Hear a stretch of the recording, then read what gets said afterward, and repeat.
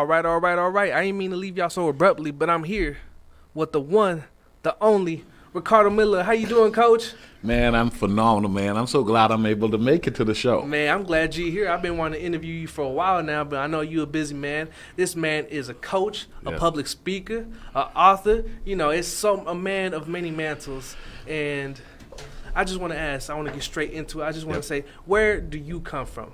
Man, I'm originally from the islands. I'm from the Bahamas, to be exact. Yeah, oh, wow. Yeah. I'm from the Caribbean. I've been here in Dallas for 20 years now. Yeah. This year actually will make 21 years. But born and raised in the Bahamas, educated in the Bahamas. Yeah. And I was doing my thing in the Bahamas, and eventually I relocated here, and I've been enjoying the journey.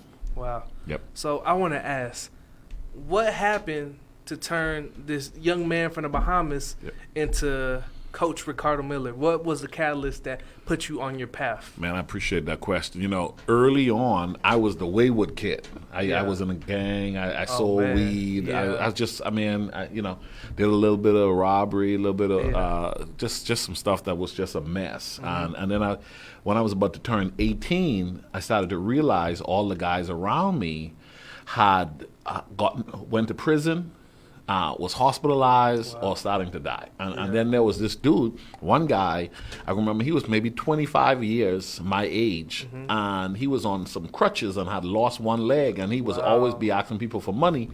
And at this time, me and my friends, we were the prime guys on the street, and he was like, hey, man, I was wondering if y'all can give me a little something. And I was like, man, get out of here, right?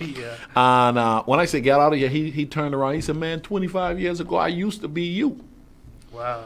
And they had you like, whoa. Man, listen, days after that, I never forgot it because I knew him. He had a story for real. When I was a kid, he was notorious. People used to talk about him. Oh, wow. But he pretty much was a nobody. Now, he was a bum. He was just living on the streets and so forth. And it was in that moment I started to think, man, my life has to have greater purpose than what I'm experiencing. Wow. And I started to see that there were people who were living the way I was living, and then there were people who were living on the other side of the island better than I was living. Wow. And I started I want to be like them. I want to be like them. Yeah. I want to be like them. And then I met a mentor who told me the greatest tragedy in life is not death, but to live without a reason. Wow. That when you find your reason, life gets new meaning. Everything changes for your life when you figure out your reason. And once I figured out my reason, 20 plus countries I've traveled, 5 plus books I've written. I mean, last year I spoke 300 times in different forums because I found my reason. And your reason is like a fish in water. Yeah. When a fish is in the water, it looks beautiful. You take it out of the water, it looks stupid. Yeah, it's just flopping around. It's just flopping around. And that's how a lot of people are. A lot of people are just flopping around, don't have no clue what they're doing. But when you find your place, you're like Michael Jordan on the court. You know what I'm saying? You're like LeBron. You know what I mean? In your moment. You know what I mean? Whoever is in their moment, they become one with it, and that's really what purpose is. Wow, that's crazy. I didn't even know it came from all that. Yep. So let me ask you. You have a show on Fishbowl, and it's named Effective Living. Yep. So I want to ask you, what does effective living mean to you? Yep. Thanks for the question. I think effective living is when you bring your life to the best possible position where you're in control of the choices that are actually having to be made. Okay. Most people aren't in charge of their lives. Most people are having to do. I think when you're living life effectively, you're having the option to, not the have to. Oh, yeah. And life at its best is when you have all or more options than have to. Yeah. You know what I'm saying? The option to get up, the option to go to the office, the option, you know what I'm saying? The option. And so effective living is learning how to take control of your life and bring yourself to a place where you don't have to, you choose to. That's a beautiful place to live. Yeah, that's a great way to put it. Yeah. So if somebody who is just never has looked into personal development and is just out there, what would be the first step for them to start living effectively? I would say identifying first and foremost that deep within there is something I want that's more, but I know I haven't gotten it yet. And if it's like you could say, hold on, I can sing and I know 20 people who got albums, but I can beat all of them singing. Yeah. What's up with that, right? I got the degree, but I ain't making the mad money because they're making the money, but I'm not making the money. I have the skill set. For me, I would say, how do you tap into purpose? It's being willing to understand that I have more than I'm currently experiencing. Yeah. And I want to figure out, how do I get all that I believe I have to offer out of me? So here's what I say. It's not my competition. It's not my job to compete with you, my brothers, or my friends. I am in competition with my potential. And so watch this. You may end up doing better than all of your siblings. And some people are like, well, I'm doing well. I'm doing better than my brother, my sister. I'm doing better than anyone who went to my school. Yeah. But the truth is, you may be the person who may do better than anyone in your country. You might be an Elon Musk. Wow. Do you understand what I'm saying? Yeah. You might be a Zuckerberg. You know what I'm saying? You just have no clue until you tap into your unique gift. And so a lot of people, they're more in comparison rather than identifying, what is it that I bring? How far can I take this? Yeah. Because a lot of people just want to know they're doing better than everyone around them. Wow.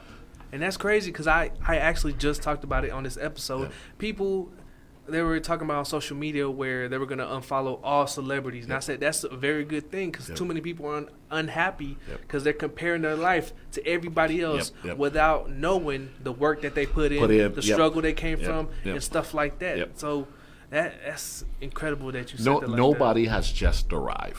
Yeah. Everybody has to put in some work. Everybody has to put in some work. And at the end of the day, even those who we think didn't have to put in the work, they have to put in the work to even what you think they didn't. Even the royalty. Yeah. The work they have to do to learn protocol. The work they have to do to diplomatically show up as a family member of the royal family. You understand what I'm saying? The do's of don'ts to when you go to a restaurant and when you go to... what fork to pick up and everything. That's job to them. Yeah. You know what I'm saying? They work for the state. Yeah. Okay? They're a representation of their country.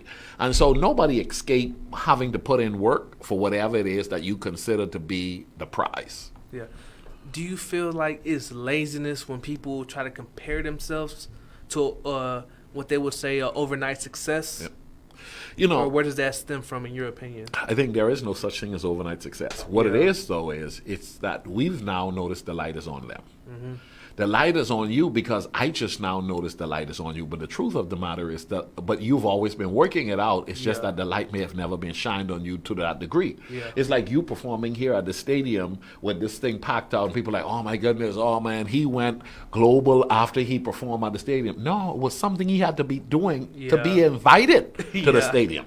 Yeah. You know what I'm saying? He had to master his craft to a degree that made him qualify for someone to invite him to the stadium to perform. So there is no overnight success. That's a misjudgment of another person's development and work ethics and hustle. The reality of it is, a lot of us judge when the truth is, man, there's so much we don't know on the other side. We don't know how late you stayed up. We didn't know how early you got up. We don't know how much money you've invested. We don't know that you paid for coaches. You went to classes. You went to certain, you know what I'm saying? You got multiple jobs. You slept in your car. People are on the hustle to get to where they're trying to go. And then when we see them arrive, we say, oh my goodness, you know what? He's lucky. No, it's not luck. Somebody says luck is attracted to the hard, dedicated, extremely work, you know, that driven person. Yeah. That's what it is. Wow. Dang, that's crazy.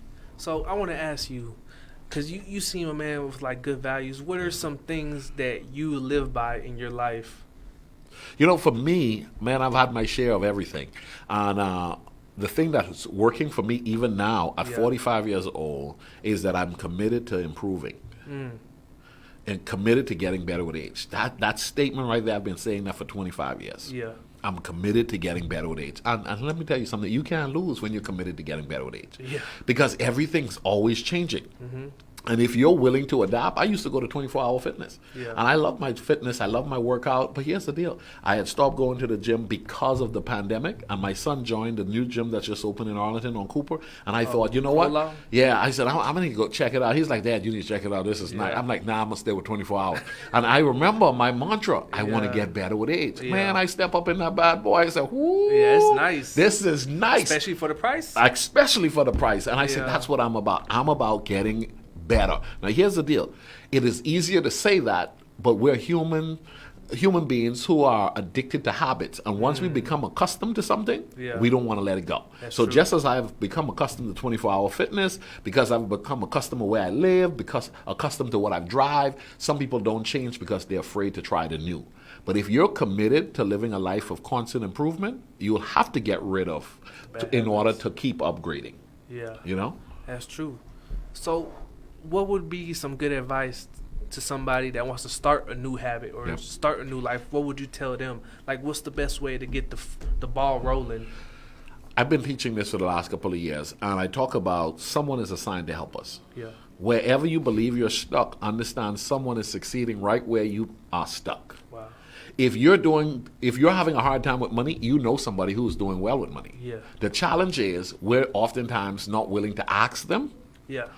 What's your advice for me to get out of money? Here's the deal. The person who knows you, who has no money issue, knows what to tell you to do to get money as well. Yeah. The problem is, well, I ain't going to talk to my brother. Who that guy is? Who he going to look down on me? Oh, my goodness. You know, I don't like how he talk to people. And you justify not extracting from him the wisdom that he has that can help you. Yeah. I tell people the first thing you need to do is understand someone wants to help you. Get rid of pride. And tell yourself, I'm coming for mines. In other words, I need the teacher more than the teacher needs me. Yeah. So find someone who can help you and then pay the price. Pay the price in listening. Pay the price in applying the information. Pay the price for buying the book. Pay the price for going to the webinar. Pay the price to be a mentor or be mentored by them. But do whatever you need to do to extract from the person who has what you want. Because the truth is, someone is succeeding where we're failing. Yeah. And they can help us to get where we're trying to go. So it's basically, how teachable can you be? You have to be extremely. And how bad do you want it? Yep. Because there's some people who, I did this myself, where I went to Cola a couple days ago, and it was like third day in a row I was working out, and there was a line, and I was like, I'm going home. And then when I got home, I was like, dang, I'm showing myself I really don't want it. I let a line stand in my way. That's what I saw. And a lot of people, they do that every day in every area of their lives. And they don't even realize it. And don't realize it. And you become so accustomed to doing things that's hurting you that over time you justify it.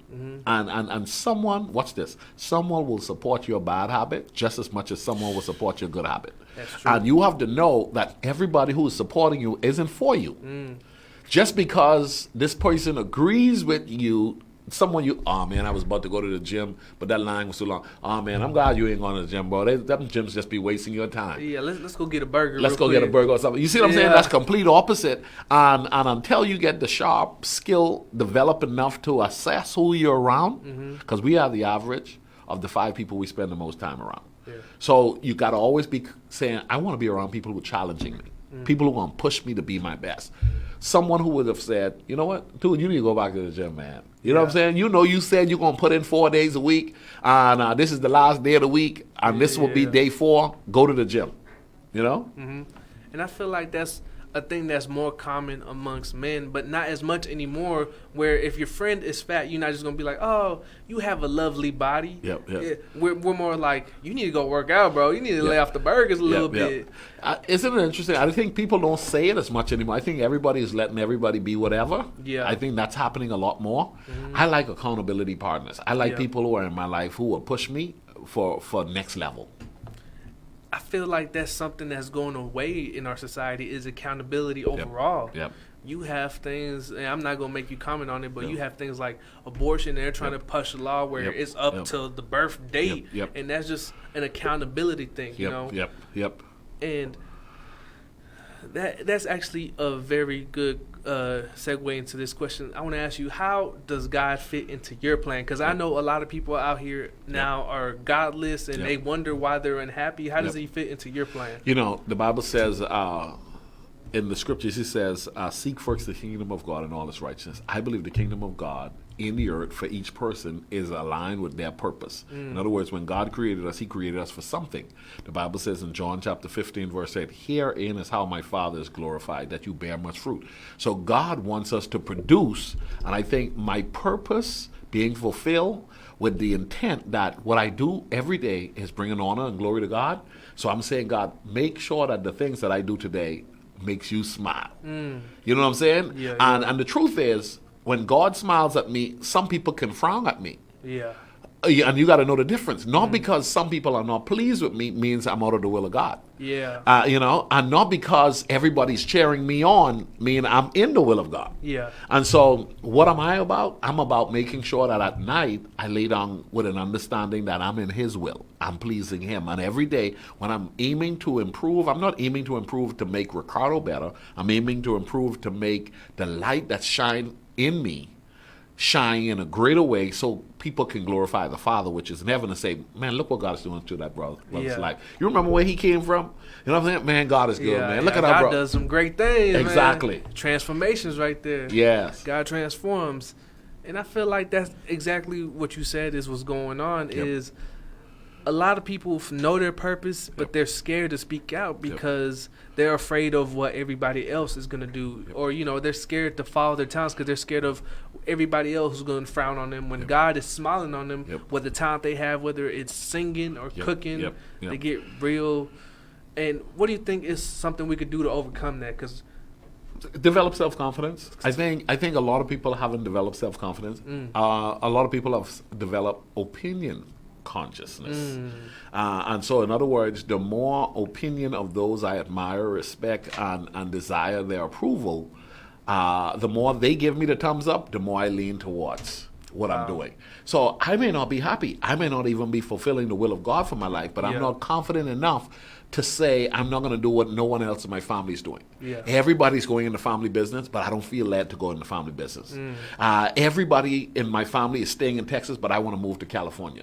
Everybody in my family is living in Arlington, but I'm going to go to Houston.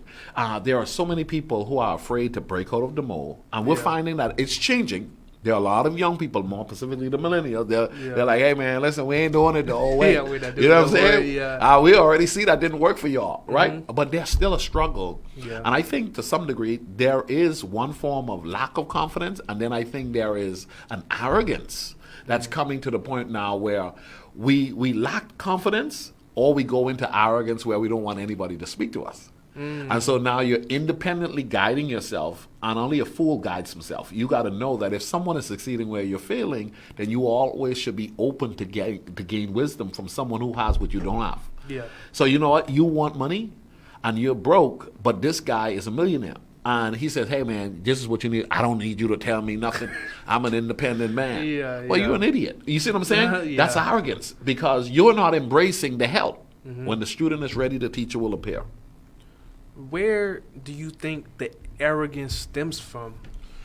I think it stems from wanting to belong and finding your voice. And when you do, sometimes we dive into it so much that we go. What happens is we want confidence, but confidence not paid attention to is like a tree that's never pruned, and it grows however it wants to. And eventually it can destroy the foundation of a house. You know? So that tree was meant to be placed there to be a beautiful tree. Confidence was meant to be placed in our lives to be a beautiful thing.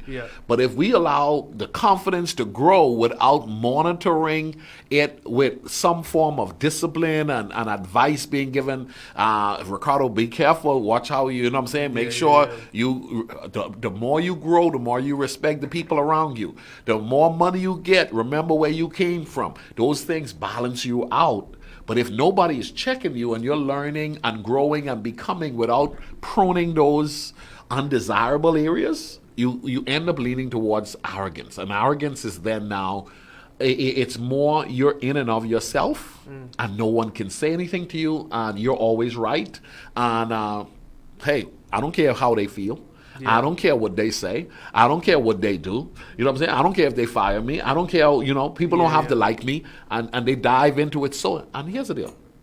There is a healthy place where you shouldn't care what people think. There is a healthy place where where they don't have to like you. There's a healthy place.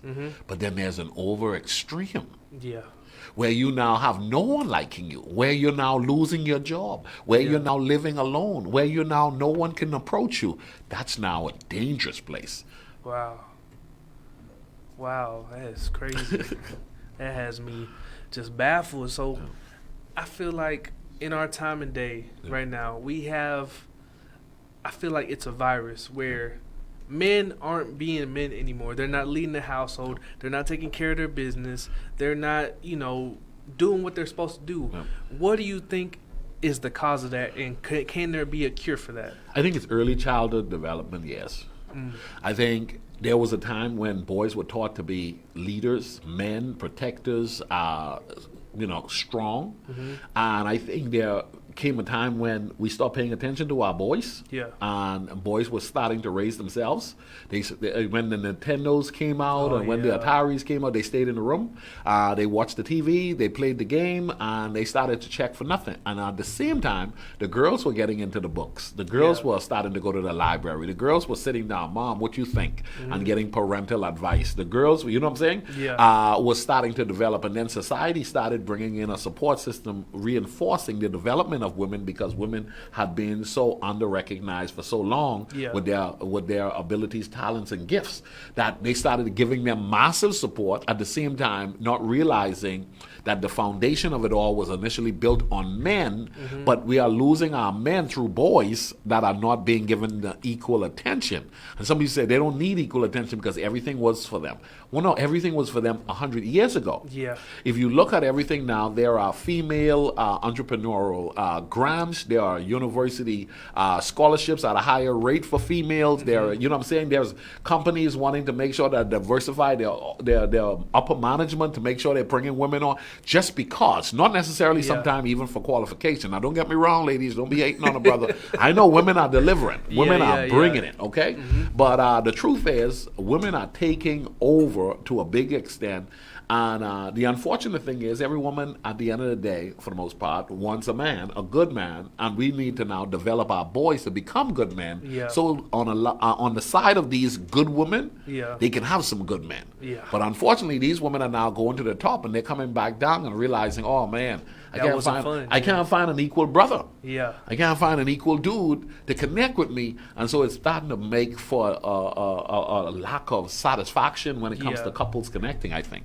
And that's actually something I want to ask you towards the end, but we're going to save that question for the end. So let me ask you, if you could go back to you whenever you were 23, what's one thing that you would tell yourself advice-wise? Man, thank you very much, man. I would appreciate education more. Yeah. I think I started to. I did not obsess in it as much as I am now. And that would make me. If I was 23, that would have given me 22 years in front of where I am now. So I'm 45, right? Yeah. I would say appreciate education, and I'm not talking about head knowledge. I'm talking about information for transformation. I'm talking about learning to be transformed. A lot of people go to school for a degree, but they don't allow that information to make any difference in their life. I'm talking about get the information that you could apply. That I can apply to make me a 23 beast. Wow. You know what I'm saying? A machine, right? Yeah. That was possible at 23, and I missed that window. The second thing was, two examples. When I was in the Bahamas, I was working on this job, a construction job, and the man I was working for, he was a pastor, and he said we had the savings with all the employees saving their money, and every week somebody would get the amount of savings, and mine was $5,000. Wow. And I was maybe about 22, 23, and he said to me, what are you going to do with that money? And I said, man, I'm going to buy me a car. Yeah. And he said, man, if I was you. At the time, the Bahamas only had one television network, one station. TV signed off at 12 midnight. Wow. And cable was coming. The Bahamas cable network was coming. And he says, if I was you, I'd put all that $5,000 in that cable network. I said, man, I'm going to get me a car. Long story short, I bought me a car. The second deal was, we have this bridge that goes from one island to the next. They had bonds. I had money come to me again about 2 years later. And he says, if I was you, I would put that money in that bridge. Everybody who crossed that bridge got to pay $1. Yeah. And that bridge ain't going nowhere, right? Put money in the bridge. Long story short, everyone in the Bahamas, everybody has cable. Yeah. And they had a monopoly meeting for 30 years. No one could compete against that other company. Wow. So listen, it came into the country and just blew up, right? That bridge, listen, they doubled the price to go over the bridge. And every car that has to go across that island, they used to be 50 cents. Now it's $2 for a car, $3 for a bus. Wow. Man, listen, all of my friends who invested in, I have good friends now who are really high level guys. All of them who have investment in the bridge or in the Cable of the Bahamas are millionaire guys. Yeah. Wow. And I had a window with a little that I had to start Yeah. the initial investment at that stage that could have catapulted me, but I didn't do it. So I would think different on how I invested my money. Wow. And well, really everything is perfect timing because, you know, you ended up right where you're supposed to be. But that's something I had read in The Millionaire Next Door is that's just an example of not following delayed gratification. Because I came into some money recently too, and instead of, you know, going to splurge like I wanted to, I kept my same clothes, invested some into metal, invested some into crypto, and the one in crypto already done doubled and tripled in its value since the last time I put it. So that was just delayed gratification. That's something that people need to learn. Like, you don't need that burger right away. You know, if you save off and you don't eat that and you eat good for this couple weeks, you might look better, you might feel better, you know, stuff like that. But we get into the end of the show, so I'm gonna hit you with a couple questions. What book besides your own is your favorite book? Which book besides my own? In Pursuit of Purpose by Dr. Miles Monroe. Wow. In Pursuit of Purpose, difference maker, man. Best book hands down, and Walmart even sells it. Does it? Yep. Okay, so what's one small tip that you would give to somebody to make their life more effective? Manage your time. Manage time? Manage your time. If people say all the time, I don't have enough time, that's a lie. Yeah. 168 hours were given to all of us. It's how we use our time. Now, here's the deal. Somebody said you'll never be a millionaire if you don't value and appreciate the nickels, dimes, and quarters. Yeah. Because millionaires understand that nickel, dimes, and quarters adds up. Yeah. Well, the same thing about time. Seconds, minutes, and hours adds up. And if you don't pay attention to an hour, you'll lose a day. If you don't pay attention to a day, you'll lose a week. Wow. If you don't pay attention to a week, you'll lose a month. Wow. And before you know it, your time would have gone. So what I teach is days are expensive. Pay attention to your seconds, minutes, and hours. And before you know it, you'll have a great day, you'll have a great week, you'll have a great month, and before you know it, you'll have a great year. Wow, that's powerful. Yep. And last one, it's a little teaser for something you have tomorrow morning. Yep. What's just one of the reasons, why do you think so many Christian marriages are ending in divorce? Man, listen, that's the hot topic. You saw that one? That's the hot topic. Why do I think? Man, I think it's so many reasons. I think, for one, we married for lust rather than love. And another thing I would say is the outside attraction, not the inside attraction. Most people don't take the time to connect from the inside out. Most people connect from the outside in. And then what happens is, what I'm impressed with on the outside, I subject my inside to respect the outside. Man, you see what he's driving? You see where he works? You see what kind of money he makes? You see his smile? Man, you see what his family says? You see what university he's going to? And so all those are external. But what you don't realize is he has no respect for women. You understand? He's angry. You don't realize nobody's ever taught him how to treat a lady. And that's the guy part. On the vice versa, you realize she's beautiful. She may take care of you with sex in bed. She's a eye candy. She's a trophy on your waist. But at the end of the day, her attitude is horrible. Her money management practice. She has no plans for partnership. Marriage requires partnership. Marriage requires compromise. He may not know how to compromise because he was taught to force a woman to do what he wants wants done. She may be taught that no man is going to talk down to me. But they don't say that when they meet each other. It only shows up later. So I think a lot of marriages are going through because after a while, nobody's going to fake it. Who you are is going to come out.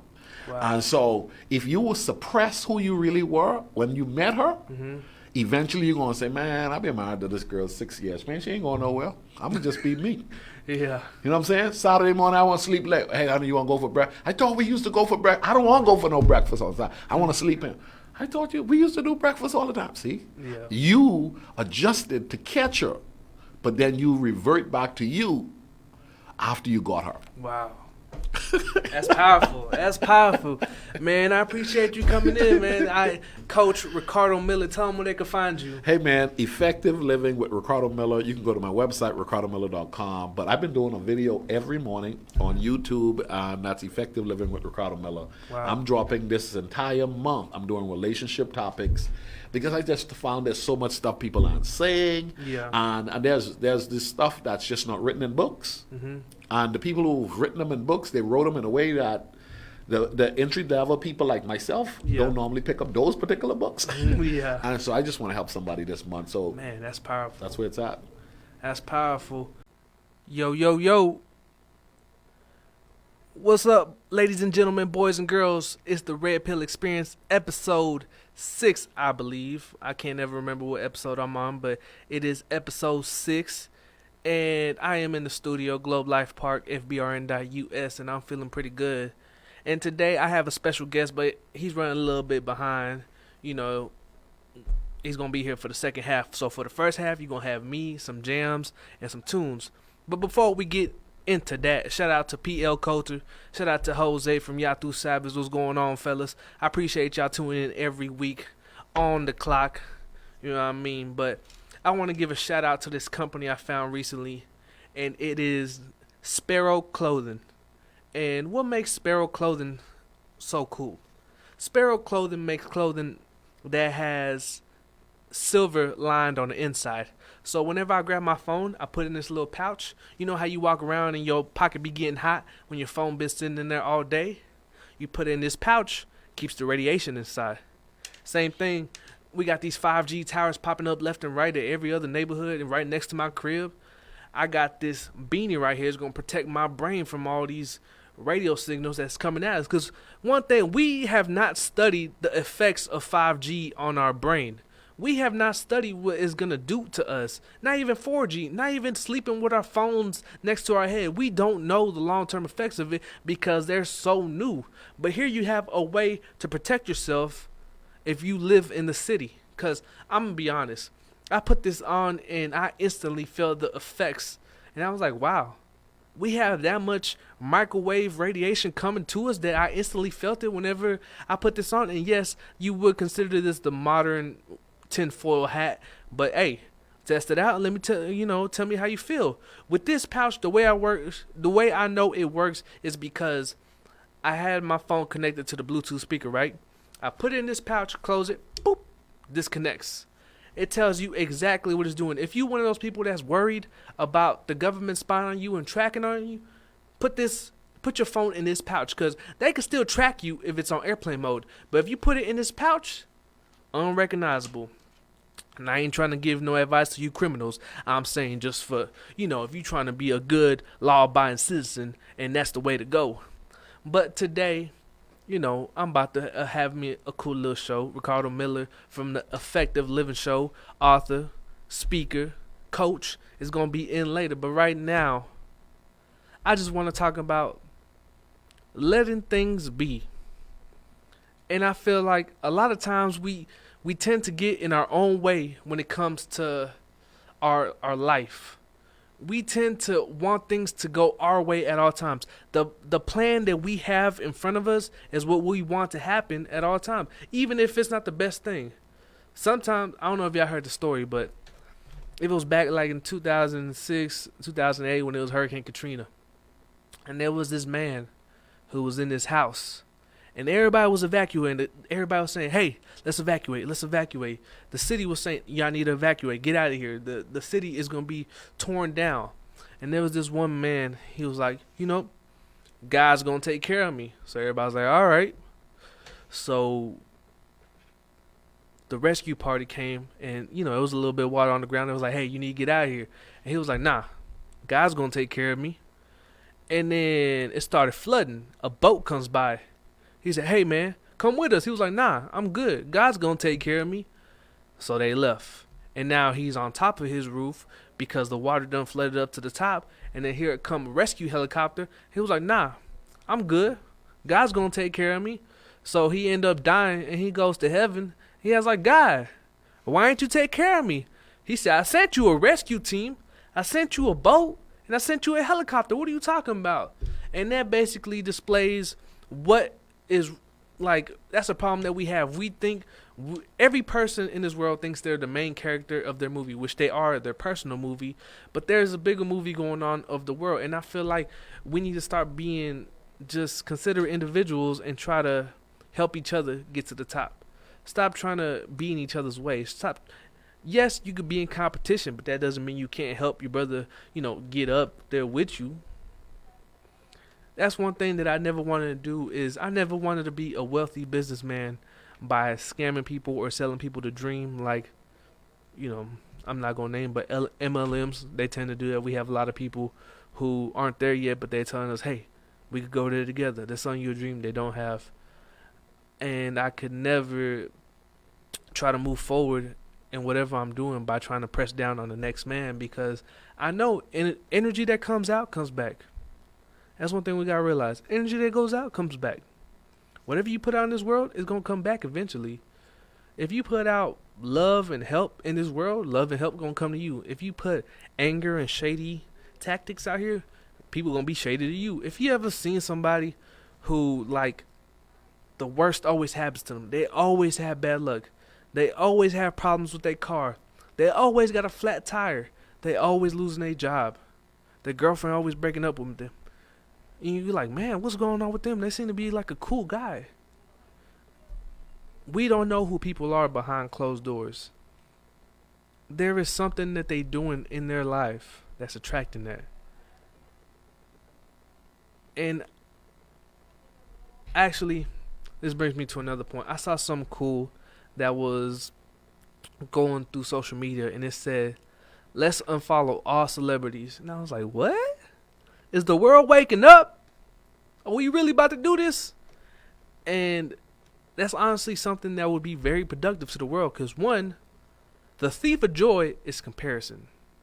Comparing your life to a millionaire that's been at their craft for 10,000 hours or more, when you just getting started, is not no good. Yes, you could get inspiration from them, but trying to compare yourself to somebody that you don't even know, you didn't know what they went through, you don't know how they struggled to get in that position, and you are comparing yourself to them, what good is it doing to you? There's a difference from being inspired by somebody and comparing yourself to somebody. Like, I look at Andy Frisell or Ty Lopez, and I look at them, I'm like, damn, I'm trying to get that too. I'm trying to be there whenever I'm their age. The negative point of that would be like, damn, how come I don't got what he got? How come I don't live where he live? How come I don't got a girl that look like his? If you're always comparing yourself to the next man, you're never going to be happy. There's a picture rolling around through social media, probably a while back, but it has a man on one square. He's in his backyard. He looks into the next, and the grass looks better. But then he hops in the next backyard, and he looks over to the other backyard, and the grass looks better on the other side. The grass is always going to look greener on the other side. And that's something we just got to get past. And I know it's hard. We all have flaws. We all have insecurities. We all have things we struggle with. But we need to get toughness and compassion, or like tender aggression. You know what I mean? We need to change our perspective. The world has become too soft in some areas that we need to be tough in, and it's become too harsh in some areas that we need to show love in. And we're in this world where 2 + 2 is 5 right now. And that's the whole point of the shirt. I ain't even mentioned the merch. Check this out. You got the blue pill or you got the red pill. Which one you gonna choose? You already know which one you want because you watching the show. But which one are you gonna choose? It's up to you. I can only bring you the information. You could bring a horse to water, but you can't make him drink. I could bring you to this water, but it's your choice if you want to drink. You're either going to be hydrated or you're going to be parched. It's up to you. You listen to the Red Pill Experience with Why If Dizzy. Shout out to everybody that's watching on YouTube. Subscribe. Give me a thumbs up. If you're watching on Spotify, just share it to your friends. And if you're watching on Facebook, just give me a thumbs up. Shout out Andrew. He said he want that blue pill. He said, plug me in. Hey, sometimes I feel like that too. Sometimes I feel like, damn, It's too much knowing all this stuff. Sometimes I want to go back to being regular and not worrying about this. But hey, I gotta carry that burden for my people. Yo, what up, ladies and gentlemen? You back with the Red Pill Experience with your host, yours truly, YF Dizzy. And man, oh man, we got another stimulus check coming. How y'all feel about that stimulus check? I heard this one about to be like, about 3,000. And every time I hear something about a stimulus, I'm like, damn, our dollar is worth a little bit less. Shit. That's why I'm telling everybody, invest in some metals, invest into some cryptos, because the dollar is going bye-bye. Compared to when the dollar, not when it first came out, but back in 1912, if you compare the value of the dollar back then to what it is now, it's like, what, 13 cents to the dollar? Can you imagine what's finna happen once they print out another, 19 or 91 trillion? Just imagine. So I'm telling everybody, get you some silver and get you some cryptos. I got a Silver Connect, so if you want to get plugged in with the silver, hit my DMs and I will get you where you need to be, because I got silver for the right price. I know y'all see them pictures I be posting. I had some little silvers that came in and it said Second Amendment. It had little guns on the back, had about 8 coins of them, 1 ounce coins. Today, I got a coin coming in and I just had to get it because it's relevant to the times. But it's going to be a COVID coin. I ain't really too happy about COVID, but it's going to be a little 2 ounce coin. It's going to be coming in the mail. And yeah, get you some metals because the value's finna go up. Silver is severely underpriced. They've been keeping the price low for the longest because the banks hold most of the silver and most of the value. So they've been artificially keeping it down. So go get you some before the price blows up. And we're going to take a quick break. We'll be right back. This was episode number 6 with Ricardo Miller. I'm YF Dizzy, and this has been a great show. We are out.